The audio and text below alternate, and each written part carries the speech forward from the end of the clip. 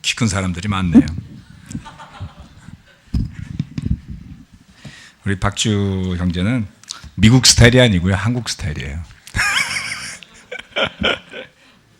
와서 열심히 한국에서 옷 사고. 자, 이제 13장입니다. 좋은 소식이 한 가지 있는데요. 우리 그 주일학교가 작년에 그 건물이 계약이 만료가 됐었는데요.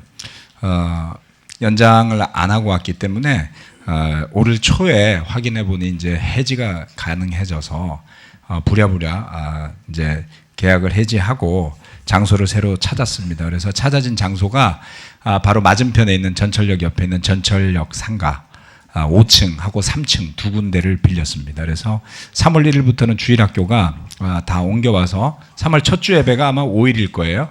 3월 5일 주일 예배부터는 주일학교를 거기로 해서 진행을 할 수 있을 것 같습니다. 예, 과정에서 우리 김성경 집사님 전문 부동산이라서 또 도움도 많이 주셨고 또 우리 박한수 형제도 많이 수고했는데 그 단점이 딱 하나 있어요. 엘리베이터가 없어요. 그래서 여러분의 건강 증진에 도움이 될 거라고 생각합니다. 예, 우리 팀들도 아마 이제 거기 공간이 넓어서 좀 사용할 수 있지 않을까 그렇게 생각이 됩니다. 예, 탁구도 치고 여러분 교제할 장소가 충분히 있을 거예요. 주일학교가 5층 건물 안에 100명이 앉을 수 있는 세미나실이 하나가 있어요. 예, 100명 정도가 들어갑니다. 그래서 우리 예배당에 그 세미나실이 이렇게 쭉 좀 제대로 앉으면 여기 전반 요 섹션만 해요, 거의. 그래서 굉장히 좋은 공간이 있고 방은 한 4개 정도로 구분되어 있습니다. 그래서 충분히 또 3층에 또 다리가 불편하신 분들을 위해서 3층에 또 공간이 하나 더 있어서 여러모로 잘 사용하리라 생각합니다. 자, 오늘 주제는 오늘 주제는 13장인데요. 어제, 오늘, 그리고 영원히 한결같은 예수님, 이 제목입니다. 사실 제가 쭉 생각을 해봤더니 13장을 가지고 설교를 한 적이 거의 없었더라고요. 사실 히브리서 23장에 있는 주제들은 굉장히 좋은 내용들이지만 그 설교를 하기에는 조금 어려운 그런 부분들이 있는 내용이었습니다. 하다 보면 여러분은 왜 그런지 좀 아시게 될 것 같습니다. 그러나 그 가운데 아주 주옥 같은 구절이 있는데요. 바로 이 주제 구절입니다. 예수님, 어제, 오늘, 그리고 영원히 한결같은 예수님입니다. 자, 13장 들어가 보면 구절들이 나옵니다만 5절까지 우리 다 같이 한번 읽어보도록 하겠습니다. 시작. 서로 사랑하기를 계속하십시오. 나그네를 대접하기를 소홀히 하지 마십시오. 어떤 이들은 나그네를 대접하다가 자기들도 모르는 사이에 천사들을 대접하였습니다. 감옥에 갇혀있는 사람들을 생각하되 여러분도 함께 갇혀있는 심정으로 생각하십시오. 여러분도 몸이 있는 사람이니 학대받는 사람들을 생각해 주십시오. 모두 혼인을 귀하게 여겨야 하고 잠자리를 더럽히지 말아야 합니다. 음행하는 자와 간음하는 자는 하나님의 심판을 받을 것입니다. 돈을 사랑함이 없이 살아야 하고 지금 가지고 있는 것으로 만족해야 합니다. 주님께서 친히 말씀하시기를 내가 결코 너를 떠나지도 않고 버리지도 않겠다 하셨습니다. 지금까지의 그 쭉 이어왔던 히브리서의 내용에 비해서 23장으로 들어가면 이제 서서히 생활과 연결된 교훈에 대한 내용들이 조금씩 나옵니다. 그래서 특별히 13장 1절로 대변되는 서로 사랑하기를 계속하십시오 라는 구절로부터 시작해서 5절까지는 그 히브리서를 받아들고 읽는 그리스도인들을 위한 훈계의 말씀이 들어있죠. 자, 여기에 보면 몇몇 가지들이 나와 있습니다만은 서로 사랑하기를 계속하는데 첫 번째는 나그네를 대접하십시오 라고 하고 있습니다. 어떤 이들은 나그네를 대접하다가 자기들도 모르는 사이에 천사들을 대접하였습니다. 누굽니까? 아브라함 이야기죠. 그렇죠? 그래서 우리가 형제 자매들 간에 서로 잘 대접도 하고, 그리고 또 낯선 사람들에게도 좋은 마음으로 따뜻하게 대해주는 교회는 그러한 곳이 되어야 한다라는 것을 배울 수 있습니다. 또 감옥에 갇혀 있는 사람들을 같은 마음으로 생각하십시오라고 하고 있습니다. 네, 감옥에 갇혀 있는 사람들, 즉 이 편지를 쓰는 그 시점에도 누군가는 그리스도인들 가운데 감옥에 갇힌 사람들이 있었다라는 것이죠. 즉 핍박은 어느 한 시점에만 일어났던 일이 아니라 초대교회의 그 흐름에 있어서 끊임없이 이어지고 있었던 것이다라고 볼 수 있다는 것입니다. 그래서 그런 그들을 생각할 때에 함께 갇혀 있는 그러한 심정으로 대해야 한다라고 이야기합니다. 이 부분은 우리가 생각해 본다면 우리 가운데 나그네는 아니지만 예를 들어서 병으로 고통받고 있는 형제자매들이 있습니다. 어떤 한때에만 안타까움으로만 생각할 것이 아니라 우리가 할 수 있다면 꾸준히 마음을 가지고 계획을 가지고 그들을 그 고통을 함께 생각하고 고민하고 동행하고자 하는 그러한 마음이 있어야지 하겠죠. 예. 의외로 많은 사람들이 신경을 써주고 있겠지라고 생각하지만 그렇지 않습니다. 쉽지가 않죠. 그래서 여러분들이 그분들이 너무 지나치게 바쁘고 너무 정신이 없고 힘든 게 아니라면 여러분이 알고 있는 그 누군가에게 다가가서 따뜻한 말도 건네주시고, 그리고 그들에게 계속 기도하고 있음도 알려주시고, 그런 마음을 전하는 것이 매우 중요한 것 같습니다. 케빈 메인 목사님 지금 계속 혼수 상태에 있습니다.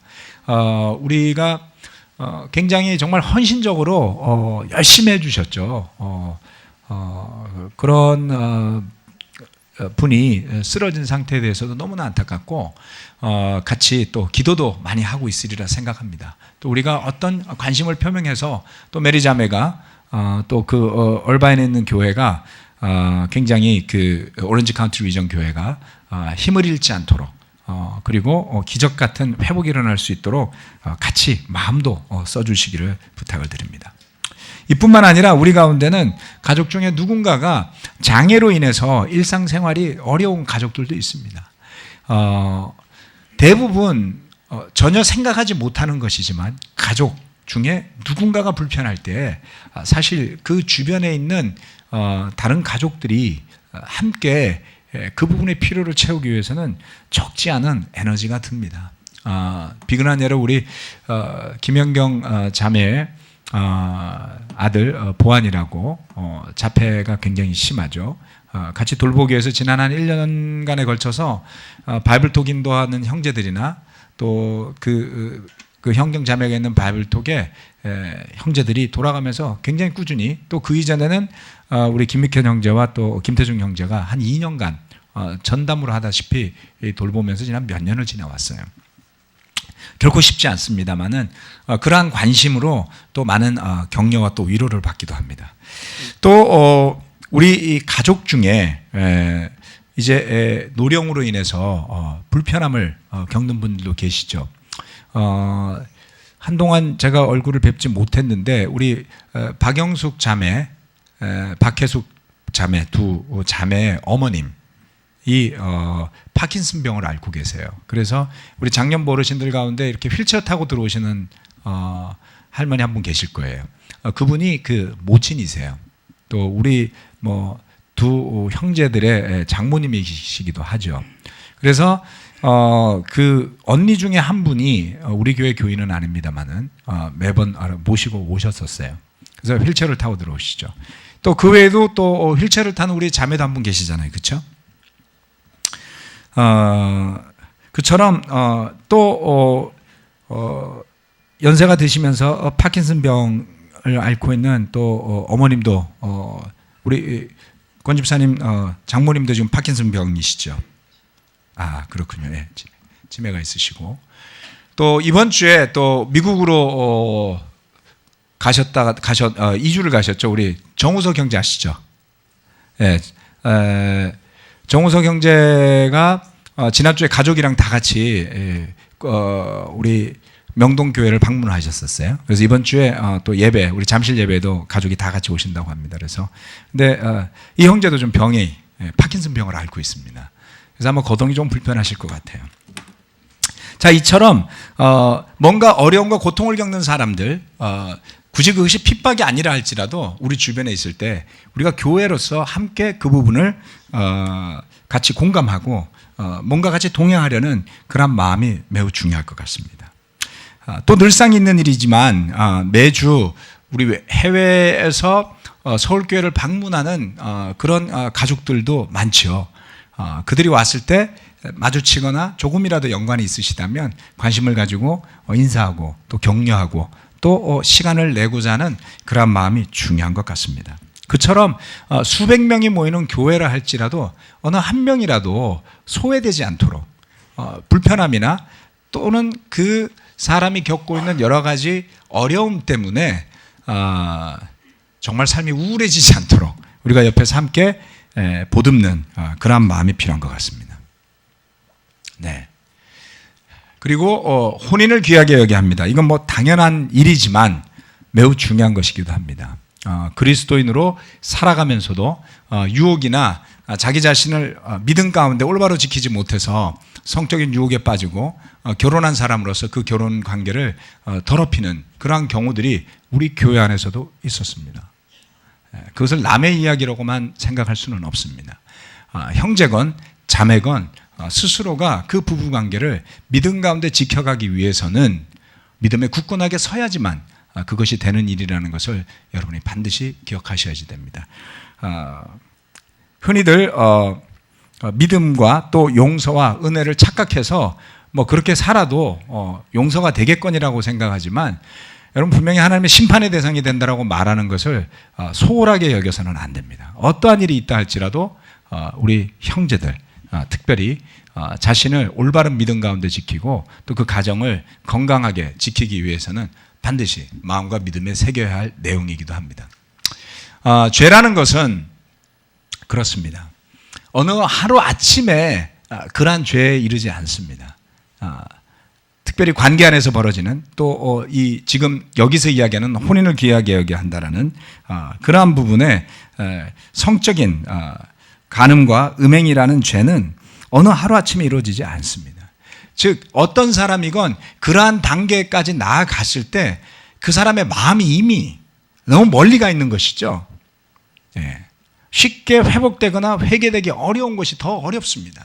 그래서 우리는 우리 자신을 그처럼 죄에 내맡기거나 세상적인 일에 내맡겨서 도대체 자신의 영혼이 어디까지 흘러가고 있는지도 모르는 그런 상태에 들어가지 않도록 철저히 경계해야만 합니다.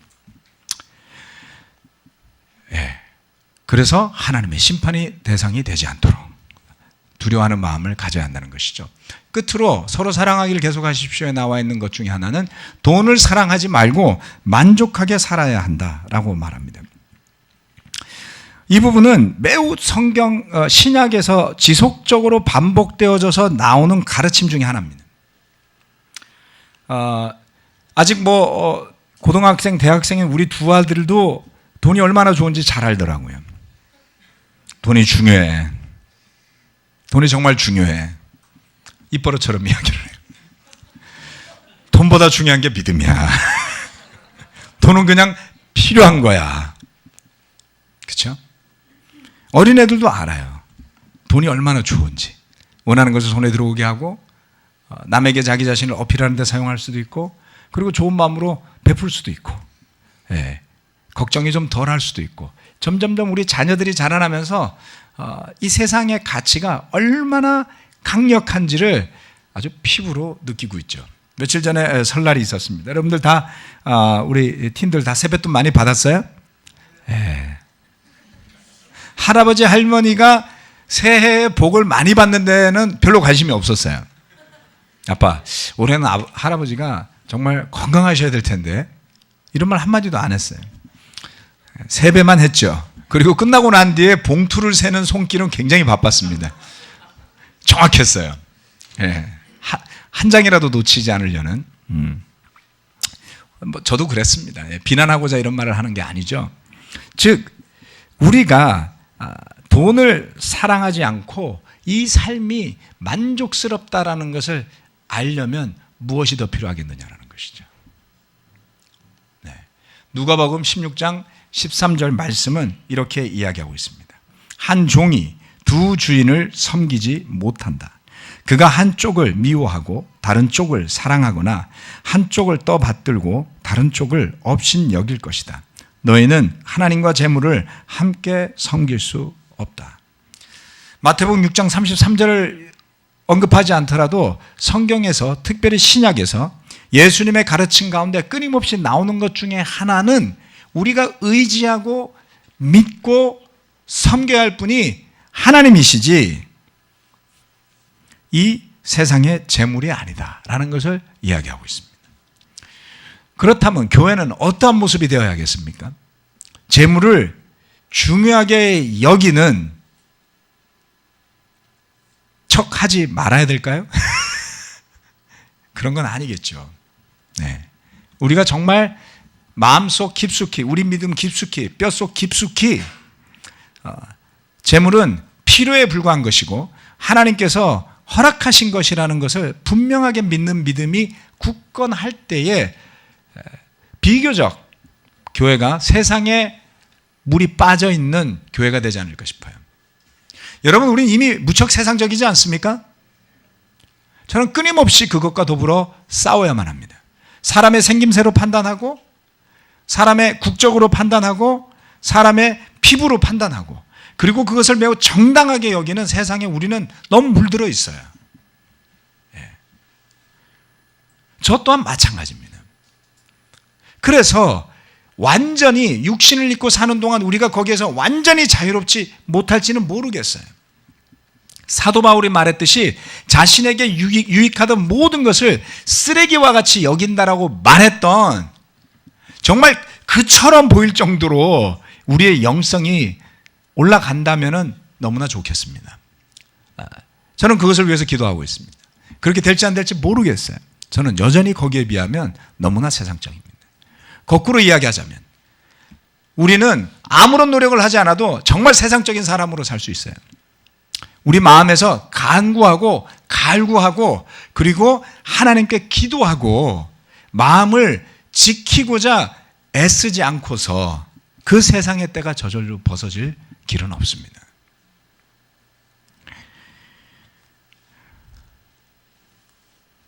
우리의 불안함을 씻어버릴 수 있도록 이 빌립보서 4장 6절에서 7절 말씀처럼 아무것도 염려하지 말고 오직 모든 일을 오직 기도와 간구로 하고 여러분이 바라는 것을 감사하는 마음으로 하나님께 아뢰십시오.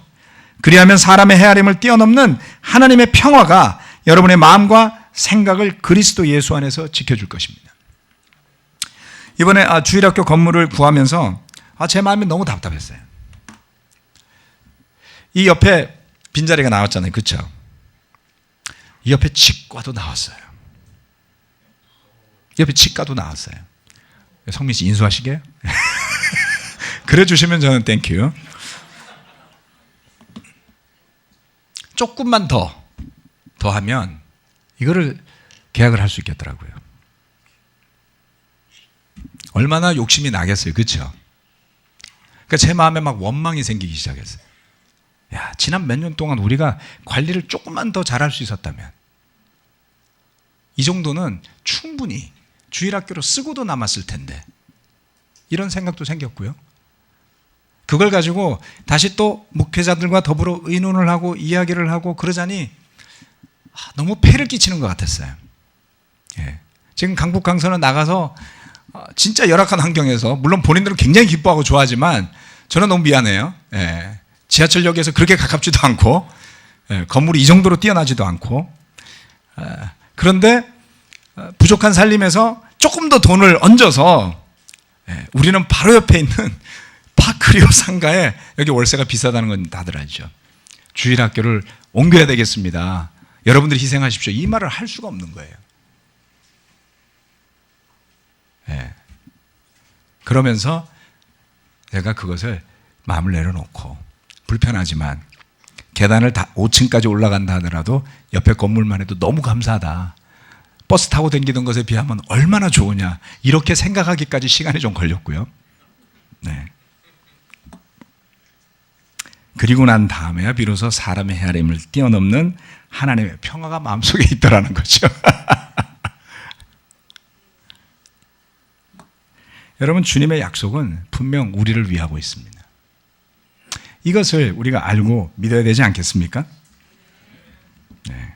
조금 더라는 그 욕심이 얼마나 우리를 세상적인 것에 얽어매고 있는지를 봐야만 합니다.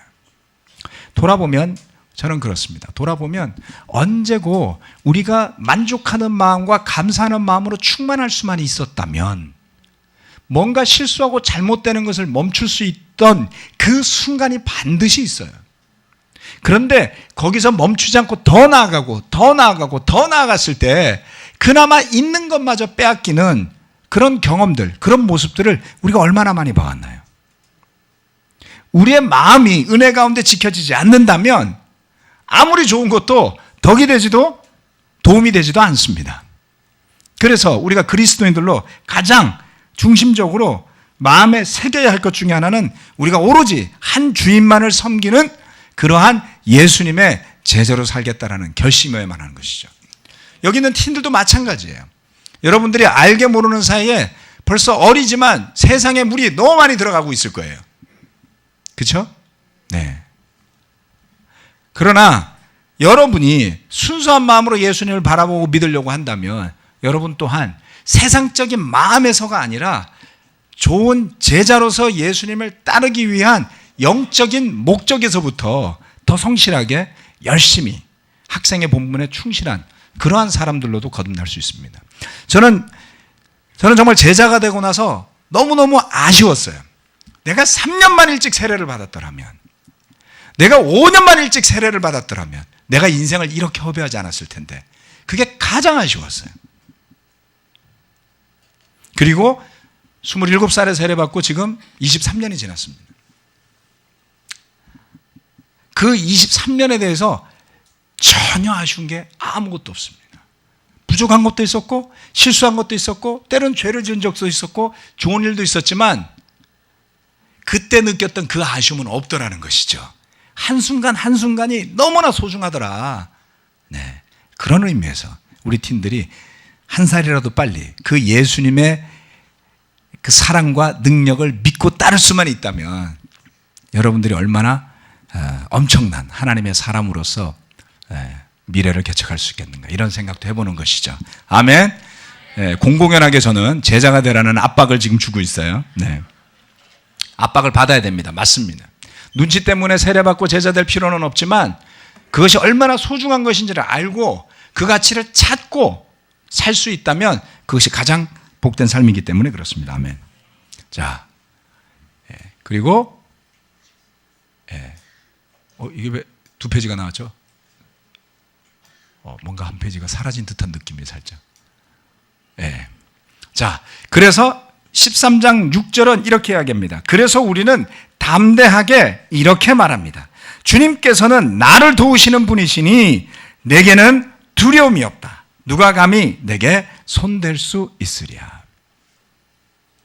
이것은 굉장한 자신감이죠. 내가 잘났기 때문에가 아니라 주님께서 나를 도우시기 때문에 두려움이 없는 거예요. 두려움에 휩싸일 때라 할지라도 주님께서 나를 도우실 것이니 반드시 나에게 살 길이 있을 것이다라고 믿는 사람과, 그렇지 않고 상황에 압도되어진 사람과는 끝이 많이 다를 수 있습니다. 1절부터 5절까지의 말씀 가운데 서로 사랑하기를 힘써야 하는 몇몇 가지의 내용을 이야기하였습니다. 아마도 그것은 그 히브리서를 읽는 독자들에게 처한 상황에 맞는 교훈이었을 것 같습니다. 그런데 그 교훈이 우리에게도 잘 들어맞죠. 여전히 우리는 어찌 보면 다른 형태로의 핍박을 받거나 다른 형태로의 유혹을 받거나 다른 형태로 죄에 직면해 있는 그러한 고민에 직면해 있는 모습에서는 그들과 동일하거나 다름없기 때문인 것입니다. 자, 그래서 이와 같이 주님께서 나와 함께 하심을 분명하게 믿고 담대한 모습으로 살아간다면 그것이 바로 우리가 하나님의 빛의 자녀임을 세상에 드러내는 가장 좋은 증거가 되지 않겠습니까? 네. 저는 여기 있는 형제자매 여러분 모두가 결코 여유가 있기 때문에 이 자리에 와서 앉아 있다고 생각하지 않습니다.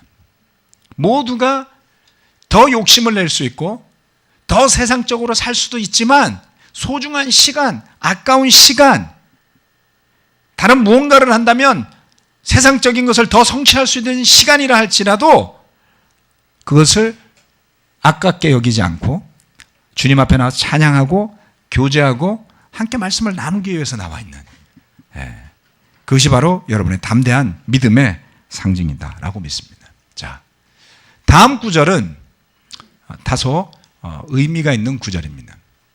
자, 여기에 7절, 8절 말씀을 함께 읽도록 하겠습니다. 시작. 여러분의 지도자들을 기억하십시오. 그들은 여러분에게 하나님의 말씀을 일러 주었습니다. 그들이 어떻게 살고 죽었는지를 살펴보고 그 믿음을 본받으십시오. 예수께서는 어제나 오늘이나 영원히 한결같은 분이십니다. 오늘 주제 구절이기도 한데요. 이 말씀은 13장의 뒷부분에 나와 있는 말씀과도 연결됩니다. 17절 말씀인데요. 제가 읽어드리겠습니다. 여러분의 지도자들의 말을 고지 듣고 그들에게 복종하십시오. 라는 말씀과 연관이 있는 구절입니다. 자, 왜 이 부분에 대한 설교를 하기가 어려웠느냐면 저도 어찌 보면 지도자들 중에 한 사람이기 때문에 그렇습니다. 제가 앞에 나와서 여러분 제 말에 복종하고 고지곳대로 잘 들으세요라고 말하면 이상하잖아요. 그 정도의 양심은 저도 있거든요.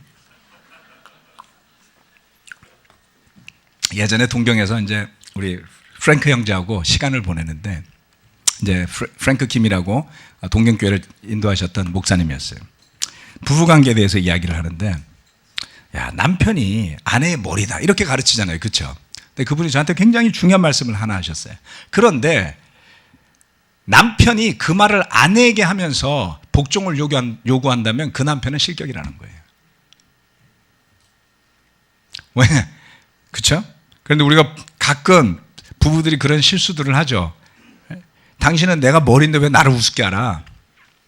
이미 실격인 머리인 거죠. 머리가 머리 자격이 없어요. 그러니까 이미 머리가 아닌 발 정도로 살고 있는지도 모르죠. 뭐냐면 자신의 권위를 요구하는 사람이 되지 말라는 그러한 아주 일침이었던 것 같습니다. 예. 덕분에 제가 많은 고민을 했고 발가락 같은 남편이었다가 손가락 정도까지는 온 거 아닌가 이런 생각이 드네요. 여러분의 지도자들을 기억하라. 네.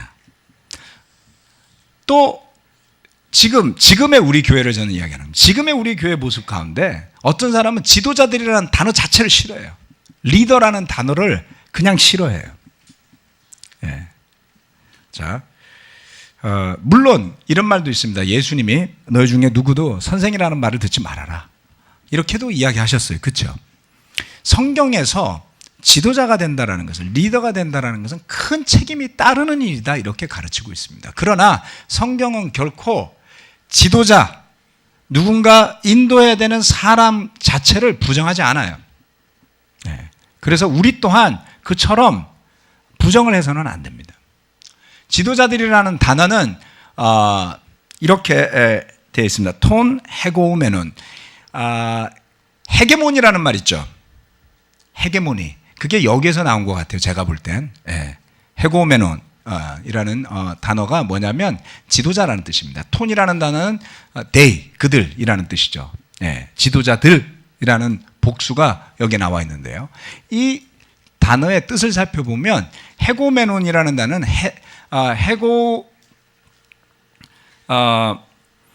헤고메논이라는 단어는 헤고마이라는 단어에서 나온 건데요. 이끌다, 생각하다 이런 뜻이에요. 이끌고 가는 사람, 그렇죠?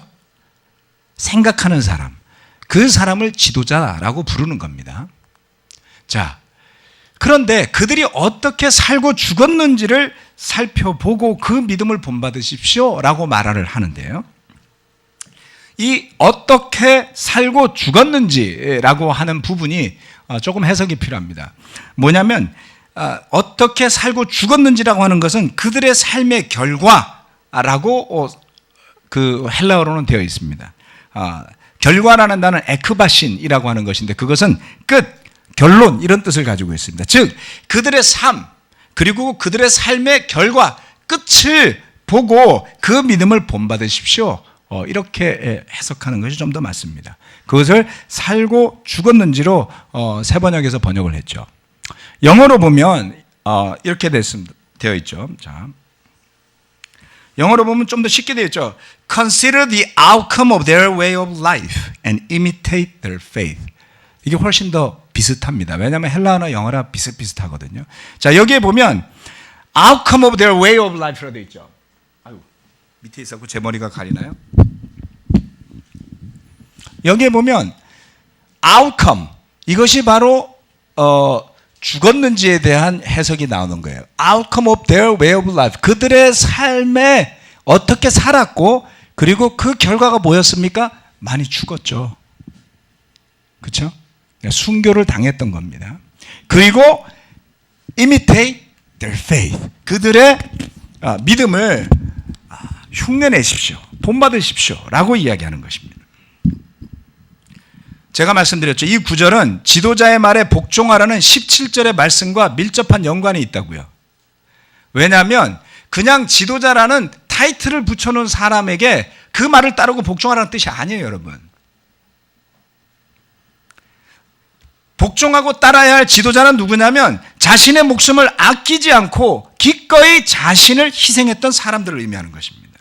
진실성, 헌신, 그리고 시작이 있고 끝이 있는데 시작만 하고 끝을 내지 못한 사람이 아니라 그 신앙의 시작을 하였고 그리고 그 신앙의 끝을 믿음으로 마무리한 사람들을 이야기하는 거예요.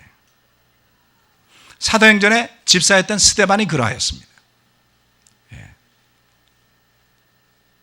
그의 믿음의 시작을 우리는 알지 못하지만 중반부터 보건대 그는 교회에 집사로 뽑혔던 사람이었어요. 그리고 그는 그 복음을 지키고 증거하다가 돌에 맞아 순교를 당했습니다. 그뿐만이 아니죠. 사도행전 12장에 가면 복음을 전하는 열정으로 헌신했던 사도 야고보가 순교를 당하는 모습이 나옵니다. 그것은 시작이었을 뿐 그 외에도 초대교회는 여러 형태의 핍박과 박해로 심지어 목숨을 잃는 일도 종종 있었습니다. 그런데 모든 지도자들이 그처럼 했을까요? 그렇지는 않았습니다. 이미 바울의 서신서에 나오듯이 세상을 사랑해서 자기를 버리고 떠난 데마도 있었었고요.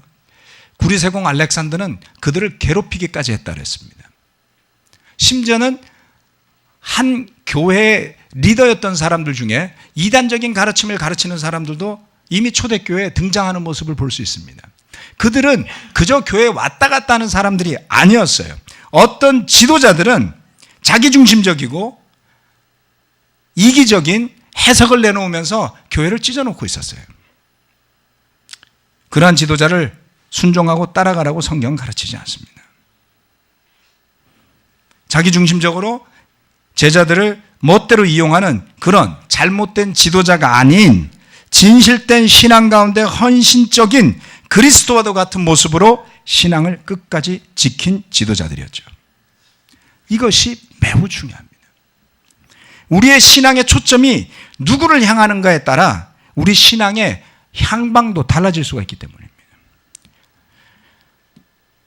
만약에 믿음을 저버리거나 배신하거나 죄를 짓는 그러한 지도자가 신앙의 초점이 되어버린다면 우리 모두는 언제든지 실망 가운데 믿음을 저버리기 쉬워질 것입니다. 그러나 우리 주변에도 신실하게 어려운 과정을 묵묵히 이겨내고 성경적 믿음과 말씀에 대한 신뢰를 저버리지 않은 제자들이 참으로 많습니다. 그런가 하면 한때 목회자로 훈련받았던 사람들 가운데 사기꾼도 있었습니다. 자신의 경력을 위조하거나 거짓으로 이야기하고 목회 훈련을 받았던 사람도 있었습니다. 또 이 교회의 중심적인 역할을 하던 목회자들 가운데 자신이 가르쳤던 가르침을 끝까지 지키지 못하고 저버린 사람도 한 명이 아닙니다, 여러분. 여러 명이 있었습니다. 부끄럽지만 그것이 실제 있었던 일이고 그로 인해 우리 모두는 많은 것을 배우게 되었죠. 왜 이 설교가 하기 힘든지 아시겠습니까?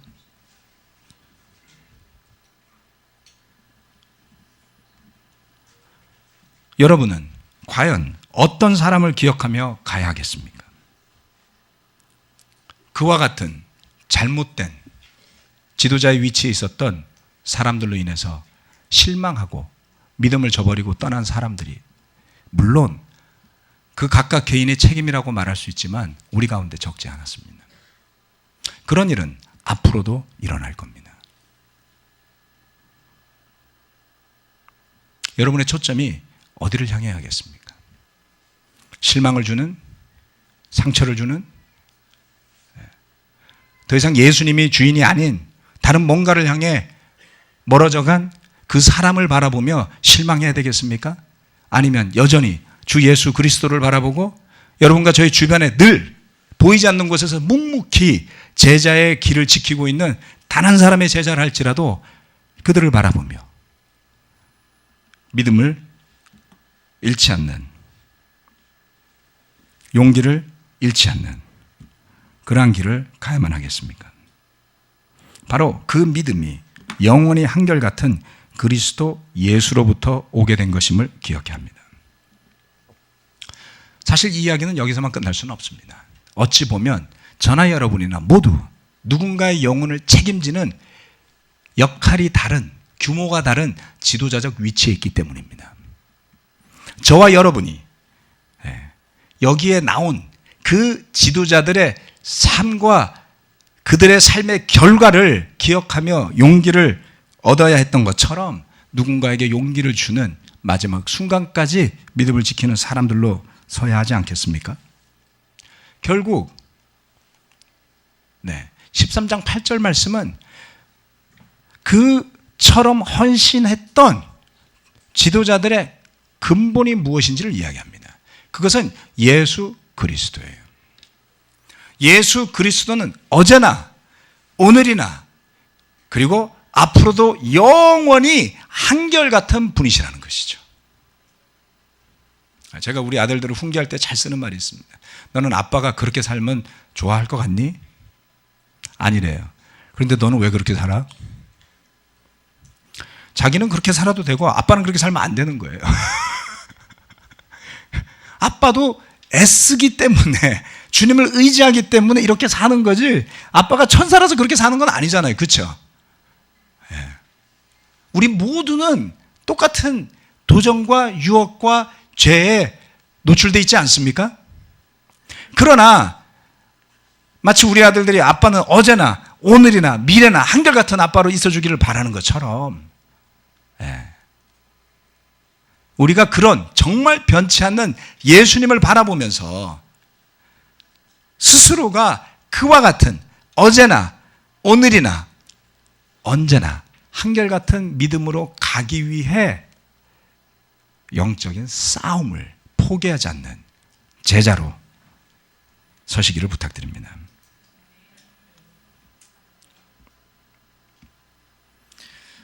저는 이 말씀의 무게를 잘 이해하고 있습니다. 언젠가 제가 또 넘어질 때가 오게 되겠죠. 그러면 여러분 가운데 많은 분들은 이 설교를 기억할 겁니다. 그때가 오면 저를 도와주십시오. 그 설교를 기억하십니까, 배 목사님? 이렇게 우리 김성경 목사님 저한테 도전 줄 때 하는 말, 목사님은 그러시면 안 됩니다. 그럼 집사님 그래도 되나요, 제가?